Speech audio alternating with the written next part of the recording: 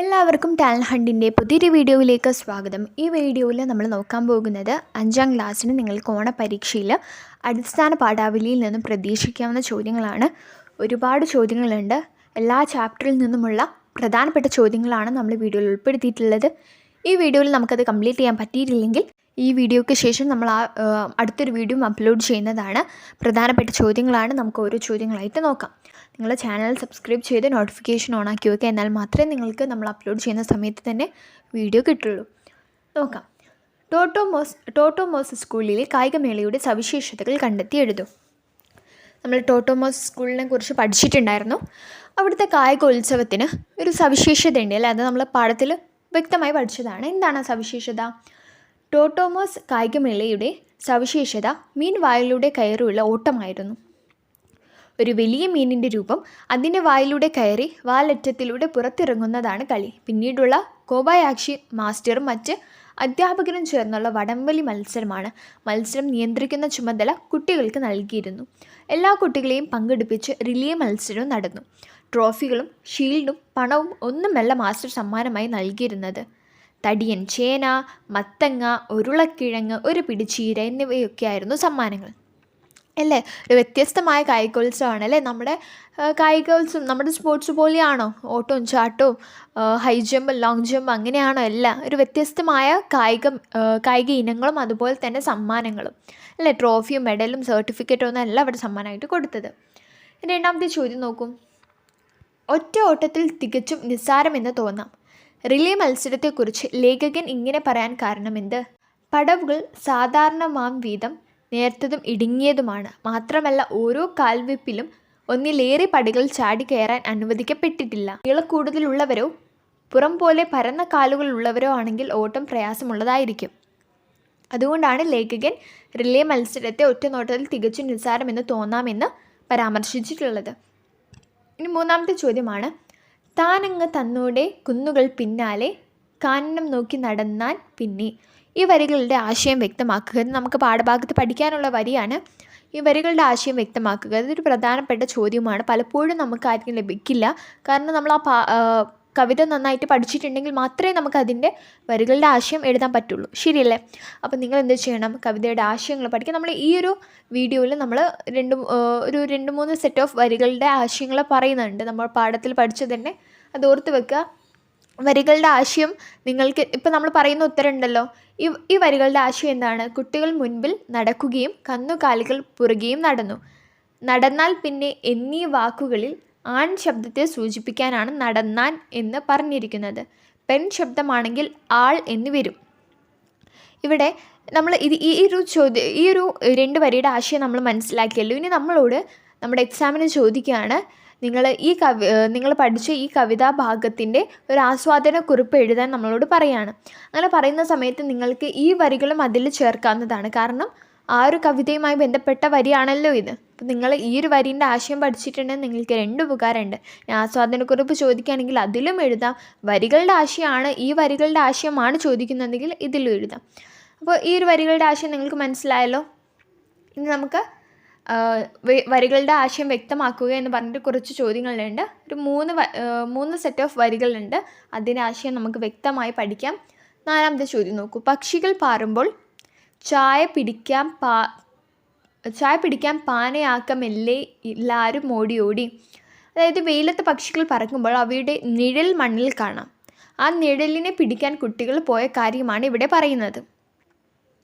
Okay, ചായ പിടിക്കാൻ അവർ ഓടി ഓടി എന്നാണ് പറയുന്നത്. പക്ഷികൾ പാറുമ്പോൾ അവരുടെ ചായ, അതായത് അവരുടെ ഷാഡോ, നിഴൽ, അതിന് പിടിക്കാൻ കുട്ടികൾ പോയ കാര്യത്തെക്കുറിച്ചാണ് പറയുന്നത്. ഇനി 5. തന്നിൽ തന്നോടും മാറ്റൊലി തന്നോടും നിന്ന് കളിക്കുകയും പേശുകയും. കുട്ടികൾ അവരുടെ നിഴലുമായി കളിച്ചു. അതോടൊപ്പം വനത്തിൽ മുഴങ്ങുന്ന മാറ്റൊലിക്കൊപ്പം സംസാരിച്ചു. അതാണ് ഈ വരിയിൽ നിന്ന് നമുക്ക് വ്യക്തമാവുന്നത്. 6ാമത്തെ ചോദ്യം. കംസൻ ചൊല്ലാനെ വന്നൊരു ദാനവൻ ഹംസകൾ ചാരതു കാകൻ പോലെ. എന്താണ് പറയുന്നത്? ശ്രീകൃഷ്ണൻ്റെ അമ്മാവനാണ്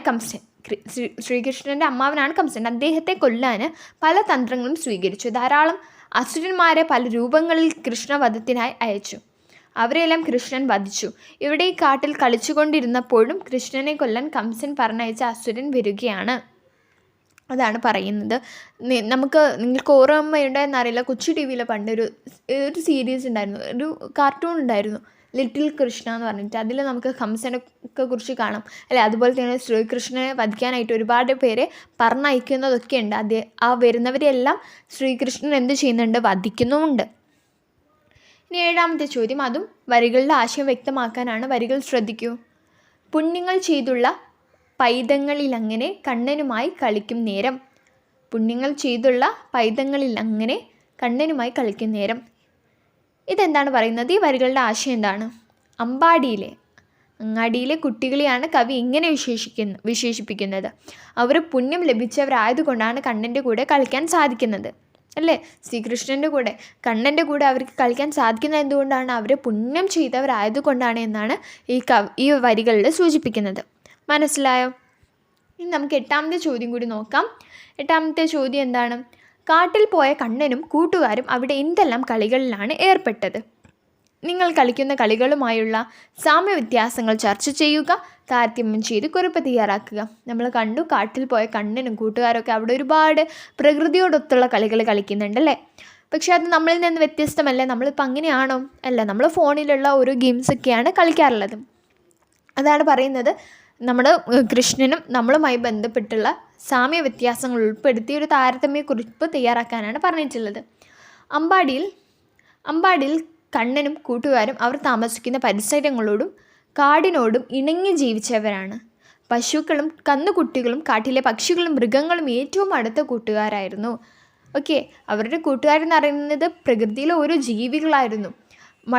മയിലുകൾ കൂകി തുടങ്ങുമ്പോൾ അവർ കൂകുകയും കുയിലുകൾ പാടുമ്പോൾ അതിനൊപ്പിച്ച് പാടുകയും പക്ഷികൾ പറക്കുമ്പോൾ അവയുടെ നിഴലിന് പുറകെ പാനു പോകുകയും കുരങ്ങന്മാരുടെ വാലിൽ പിടിച്ച് വലിക്കുകയും അരയന്യങ്ങൾ ശബ്ദമുണ്ടാക്കി പോകുമ്പോൾ ആ ശബ്ദത്തിനൊപ്പം കരയുകയും ചെയ്യുന്നത് പ്രകൃതിക്കൊപ്പം ജീവിക്കുന്നവർക്ക് മാത്രമേ ചെയ്യാൻ കഴിയൂ.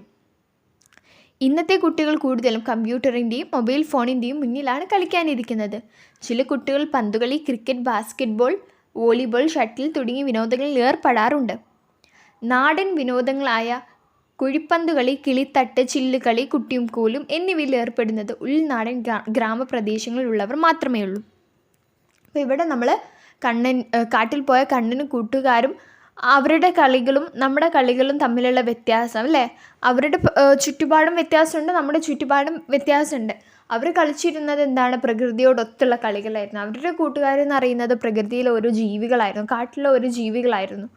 പക്ഷെ നമ്മളത് അങ്ങനെയാണോ? നമ്മളിൽ പലരും ഫുട്ബോൾ അതുപോലുള്ള കായിക ഇനങ്ങളൊക്കെ കളിക്കുന്നുണ്ട്. ഉൾനാടൻ ഗ്രാമപ്രദേശങ്ങളിലാണ് നമ്മുടെ പണ്ടത്തെ കളികളായ ചില്ലുകളി, കുട്ടിയും കോലും, കുഴിപ്പന്ത് കളി, കിളിത്തട്ട്, അതൊക്കെ ഉൾനാടൻ പ്രദേശങ്ങളാണ് കാണുന്നത്. നമ്മുടെ പ്രദേശങ്ങളിലൊക്കെ കൂടുതലും എന്താണ്? ക്രിക്കറ്റ്, ബാസ്കറ്റ്ബോൾ, ഫുട്ബോൾ, ഷട്ടിൽ ഇതൊക്കെയാണ്, അല്ലെങ്കിൽ ഫോണിൽ. അപ്പം നമ്മളൊരു താരതമ്യക്കുറിപ്പാണ് തയ്യാറാക്കേണ്ടത്. താരതമ്യക്കുറിപ്പ് തയ്യാറാക്കുമ്പോൾ ആദ്യം നമ്മൾ എന്ത് പറയണം? ഈ കണ്ണൻ്റെയും ആ കൂട്ടുകാരും അവരുടെ ചുറ്റുപാട് എങ്ങനെയാണ്, അവർ കളിച്ച കളി എന്താണ്, അതിനെക്കുറിച്ചൊക്കെ ആദ്യം പറയാം.